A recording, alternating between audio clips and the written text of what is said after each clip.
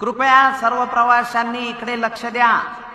फलाट क्रमांक 1 वर केळी खाऊन साल फेकणारे आजोबा, जेवणाचा डबा धुवून पाणी फेकणाऱ्या आजी, सातारा कोल्हापूर गाडी जवळ चिप्स खाऊन रिकाम पाकिट फेकणारा शाळकरी पोऱ्या, आणि फलाट क्रमांक 3 वर पुडी खाऊन थुंकणारे युवा नेते, आणि एकूणच छान प्रवास करायचा सोडून कचरा करायला आलेल्या सर्व मंडळींनी ध्यान देऊन ऐका। आता डोळे उघडायची वेळ आलेली आहे। स्वच्छता ही काही एकट्या दुकट्या माणसाची जबाबदारी नाहीये, ती सर्वांची जबाबदारी आहे। घाणीचा वास माणूस पाहत नाही, तो जसा सामान्य माणसाच्या नाकात शिरतो तसा व्हीआयपीच्या पण, आणि या घाणीमुळे रोगराई सुद्धा पसरते।